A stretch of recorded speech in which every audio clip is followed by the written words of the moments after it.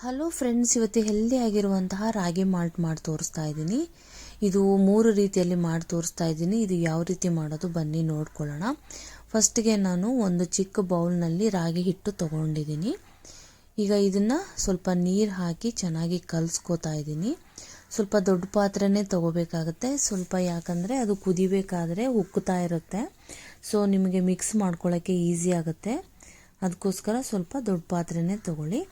ನೋಡಿ, ಈಗ ಮೊದಲು ಮಿಕ್ಸ್ ಮಾಡಿಕೊಂಡು ಆಮೇಲೆ ಸ್ಟವ್ ಆನ್ ಮಾಡಿಕೊಂಡು ನಾವು ಕುದಿಸ್ಕೋಬೇಕಾಗತ್ತೆ. ನೋಡಿ, ಈಗ ಮೊದಲು ಗಂಟುಗಳಿರಲಾರ್ದಂಗೆ ನೀಟಾಗಿ ಇದನ್ನು ಚೆನ್ನಾಗಿ ಮಿಕ್ಸ್ ಮಾಡ್ಕೋತಾ ಇದ್ದೀನಿ.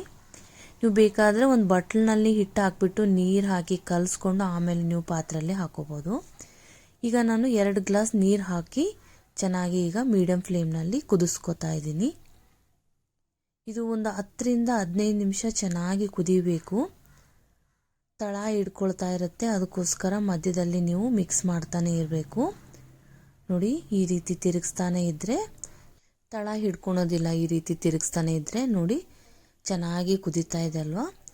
ಸೊ ಈಗ ಚೆನ್ನಾಗಿದು ಕುದ್ದಷ್ಟು ನಿಮಗೆ ಟೇಸ್ಟ್ ಚೆನ್ನಾಗಿರುತ್ತೆ. ಇಲ್ಲಾಂದರೆ ಚೆನ್ನಾಗಿ ಕುದಿಸ್ಲಾ ಇಲ್ಲ ಅಂದರೆ ನಿಮಗೆ ಹಸಿ ವಾಸನೆ ಇರುತ್ತೆ ಅಥವಾ ಹೊಟ್ಟೆ ನೋವು ಬರುತ್ತೆ ಅಂತಿರ್ತಾರೆ. ಸೊ ಅದಕ್ಕೋಸ್ಕರ ಒಂದು 10ರಿಂದ 20 ನಿಮಿಷ ಕುದಿಸಿದ್ರೂ ಮೀಡಿಯಮ್ ಫ್ಲೇಮ್ನಲ್ಲಿ ಚೆನ್ನಾಗಿರುತ್ತೆ ನಿಮಗೆ.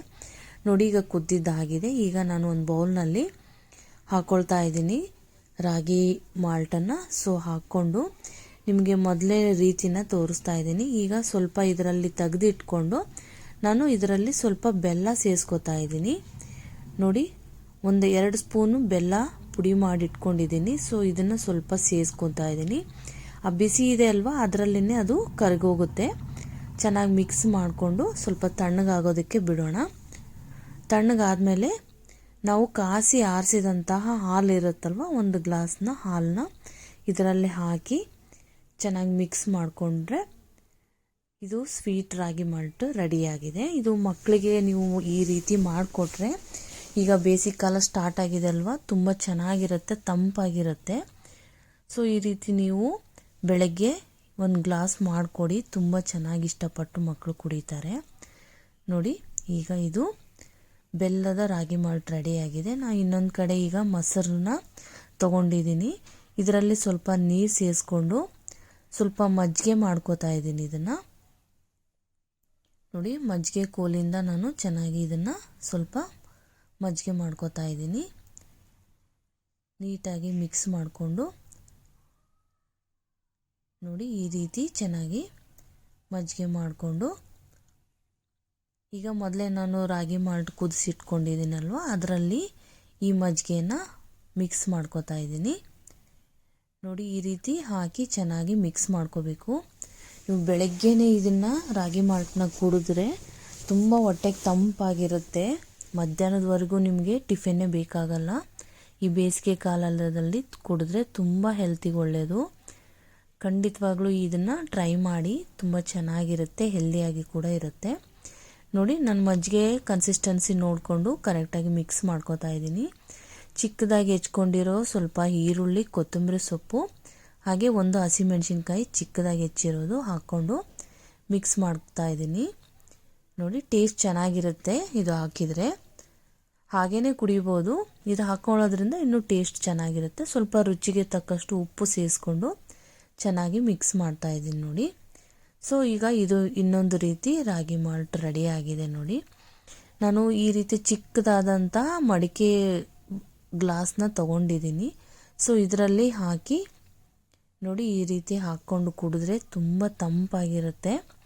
ಮೇಲೆ ಸ್ವಲ್ಪ ಈರುಳ್ಳಿ, ಸ್ವಲ್ಪ ಕೊತ್ತಂಬರಿ ಸೊಪ್ಪು, ಹಸಿಮೆಣಸಿನ್ಕಾಯಿ 1, 2, 3 ಹಾಕಿ ನೋಡಿ ಕುಡಿದ್ರೆ ತುಂಬ ಚೆನ್ನಾಗಿರುತ್ತೆ. ನೋಡಿ, ನಾನು ಬೆಲ್ಲ ಹಾಕಿ ಮಿಕ್ಸ್ ಮಾಡಿ ಇಟ್ಕೊಂಡಿದ್ದೀನಲ್ವ, ಹಾಲು ಹಾಕಿ ರಾಗಿ ಮಾಲ್ಟು. ಸೊ ಇದನ್ನು ಕೂಡ ನೋಡಿ ಈ ಮಡಿಕೆ ಗ್ಲಾಸಲ್ಲಿ ಹಾಕ್ಕೊಂಡು ನೋಡಿ ಈ ರೀತಿ ಮಾಡಿಕೊಡಿ, ತುಂಬ ಇಷ್ಟಪಟ್ಟು ಕುಡಿತಾರೆ ಮಕ್ಕಳು. ನೋಡಿ, ಮೇಲೆ ಸ್ವಲ್ಪ ಬಾದಾಮಿ ಪೀಸಸ್ನ ಮತ್ತು ಪಿಸ್ತಾ ಪೀಸಸ್ ಡ್ರೈ ಫ್ರೂಟ್ಸ್ನ ಹಾಕ್ಕೊಳ್ತಾ ಇದ್ದೀನಿ. ಸೊ ಅದು ಕೂಡ ರೆಡಿಯಾಗಿದೆ. ಈಗ ಇನ್ನೊಂದು ರೀತಿ, ಇದು 3ನೇ ರೀತಿ. ಸೊ ಈಗ ಇದರಲ್ಲಿನೂ ಈ ರಾಗಿ ಮಾಲ್ಟು ಮತ್ತು ಮಜ್ಜಿಗೆ ಸೇರಿಸಿದ್ದೀನಲ್ವ, ಅದನ್ನು ಹಾಕ್ಕೊಂಡು ಮೇಲೆ ಸ್ವಲ್ಪ ನಾನು ಚಾಟ್ ಮಸಾಲ ಪೌಡರ್ನ ಹಾಕ್ಕೊಳ್ತಾ ಇದ್ದೀನಿ. ಈ ರೀತಿ ಹಾಕೊಂಡು ಕುಡಿದ್ರೆ ತುಂಬ ಟೇಸ್ಟಿಯಾಗಿರುತ್ತೆ. ನೋಡಿ ಇದನ್ನು ಮಿಕ್ಸ್ ಮಾಡ್ತಾ ಇದ್ದೀನಿ. ನೋಡಿ ಈ ರೀತಿ ಮಾಡಿಕೊಂಡು ಮಿಕ್ಸ್ ಮಾಡಿಕೊಂಡು ಒಂದು 2 ಗ್ಲಾಸ್ ಕುಡಿದ್ಬಿಟ್ರೆ ನಿಮಗೆ ಮಧ್ಯಾಹ್ನವರೆಗೂ ಹಸಿವೆ ಆಗಲ್ಲ. ತುಂಬ ತಂಪಾಗಿರುತ್ತೆ ಹೊಟ್ಟೆಗೆ, ಆರೋಗ್ಯಕ್ಕೂ ಕೂಡ ತುಂಬ ಚೆನ್ನಾಗಿ ಇರುತ್ತೆ. ನೋಡಿದ್ರಲ್ವಾ ಈ ಬೇಸಿಗೆ ಕಾಲದಲ್ಲಿ ಇಷ್ಟು ಸುಲಭವಾಗಿ ಈ ರಾಗಿ ಮಾಲ್ಟನ್ನು 3 ರೀತಿಯಲ್ಲಿ ಮಾಡ್ಕೋಬೋದಂತ. ಖಂಡಿತವಾಗ್ಲೂ ಈ ರೆಸಿಪಿ ನಿಮಗೆ ಇಷ್ಟವಾಗಿದೆ ಅಂತ ಅಂದ್ಕೊಳ್ತಾ ಇದ್ದೀನಿ. ಈ ವಿಡಿಯೋ ನಿಮಗೆ ಇಷ್ಟವಾಗಿದ್ದರೆ ಲೈಕ್ ಮಾಡಿ, ಸಬ್ಸ್ಕ್ರೈಬ್ ಮಾಡಿ, ನಿಮ್ಮ ಫ್ರೆಂಡ್ಸ್ಗೂ ಕೂಡ ಶೇರ್ ಮಾಡಿ. ಈ ವಿಡಿಯೋ ನೋಡಿದ್ದಕ್ಕಾಗಿ ಧನ್ಯವಾದಗಳು. Thank you.